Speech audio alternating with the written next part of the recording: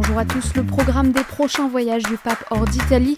Les réactions après l'adoption de la proposition de loi sur l'aide à mourir par l'Assemblée nationale et la journée de prière à l'occasion des 4 ans de l'invasion en Ukraine. C'est aujourd'hui dans SIC, la sélection de l'info catholique.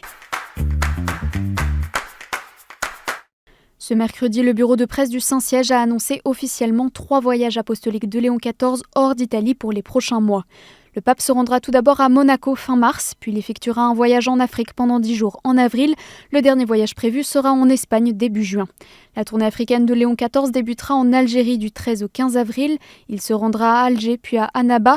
À l'issue de cette première visite, il se rendra au Cameroun du 15 au 18 avril. Puis il décollera pour l'Angola du 18 au 21 avril. Le Saint-Père conclura ce voyage en Guinée équatoriale du 21 au 23 avril. Puis du 6 au 12 juin, le successeur de Pierre se rendra en Espagne à l'invitation du roi Felipe VI et de la conférence épiscopale. Mais c'est d'abord vers la principauté de Monaco que les regards se tournent. Léon XIV sera dans la cité-État le 28 mars pour sa première destination européenne hors d'Italie. Dans un communiqué, le diocèse monégasque souligne la singularité de ce pays où le catholicisme est religion d'État. Il met aussi en avant les engagements communs du Saint-Père et du prince Albert II, notamment sur des sujets comme le respect de la vie humaine de ses débuts à sa fin, ainsi que le souci d'une écologie intégrale et de la préservation de la maison commune. Tous ces voyages seront à suivre en direct sur KTO et ktotv.com. Les députés ont adopté mercredi en seconde lecture la proposition de loi sur l'euthanasie et le suicide assisté, votée à 299 voix contre 226. Un vote marqué par une majorité étroite que dénonce la SFAP et une précipitation choquante selon Alliance Vita, alors que le système de santé est en crise et que les Français attendent avant tout un accès équitable aux soins, en particulier les soins palliatifs. Un résultat qui, selon la SFAP, souligne la profondeur des divergences au sein de la représentation nationale sur une question qui engage des choix éthiques fondamentaux, la pratique médicale et la protection des personnes les plus vulnérables. En parallèle, la Fondation Le Jeune alerte sur les risques majeurs que présente le texte de ce second vote, dont tous les amendements visant à introduire des garde-fous au dispositif euthanasique ont systématiquement été rejetés et dénigrés. Elle met en garde également contre la confusion dangereuse qui brouille les limites entre soins palliatifs et euthanasie. Dans un communiqué ce vendredi, la Conférence des évêques de France exprime sa profonde opposition. Légaliser l'aide à mourir ne relève pas d'un simple ajustement technique du droit. Il s'agit en réalité d'un basculement anthropologique qui modifie en profondeur les repères de la société. Elle a toutefois salué l'adoption du texte sur les soins palliatifs. Les débats se poursuivront au Sénat à partir du 1er avril. Le 24 février a marqué le 4e anniversaire du début de l'invasion russe en Ukraine. À cette occasion, une journée nationale de prière a été observée par les différentes confessions chrétiennes dans le pays. À Lviv, la prière a rassemblé de nombreux fidèles sur la place Shevchenko, aux côtés de militaires, de familles de combattants et de représentants des différentes religions et confessions chrétiennes. Dans la cathédrale Sainte-Sophie de Kiev, les chefs religieux ukrainiens se sont réunis avec les autorités civiles pour un temps de prière. Dans un communiqué publié la veille, le Conseil pan-ukrainien des églises et des organisations religieuses a rendu hommage à la mémoire de chacun des défenseurs qui ont donné leur vie et leur santé pour l'Ukraine et invité le peuple ukrainien à rester courageux et fidèle dans cette lutte du bien contre le mal.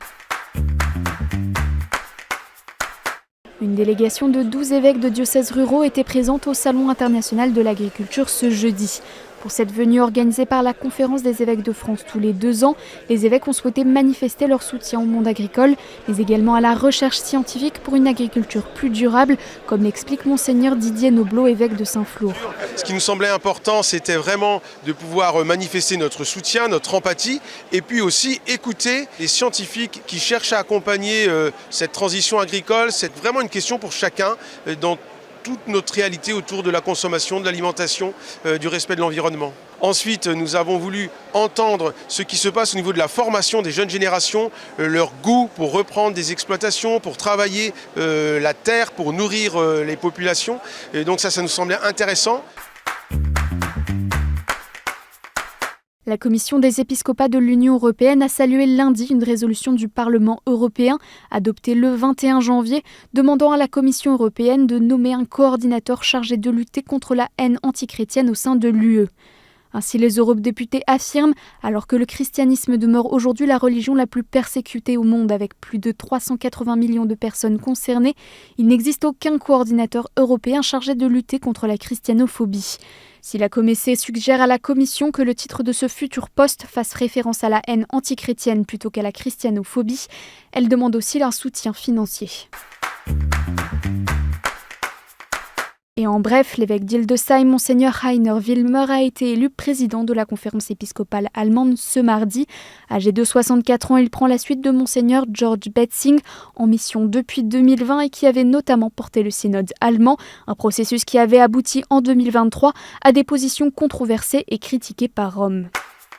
À l'issue de leur assemblée plénière qui s'est clôturée hier, les évêques nigérians ont signé un communiqué commun dans lequel ils déclarent soutenir les actions du président Bola Ahmed Tinubu pour faire face à l'urgence sécuritaire, mais appellent à en faire davantage alors que le pays continue de faire face à d'autres défis en matière de sécurité, subissant notamment des meurtres de masse continus dans différentes communautés.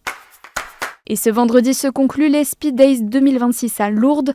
Durant une semaine, les délégations des équipes du Secours catholique se sont retrouvées au sanctuaire pendant 3 jours pour mieux vivre la dimension spirituelle au sein de l'association. Plus de 300 participants venus de toute la France ont assisté au temps de prière, de témoignages et de partage.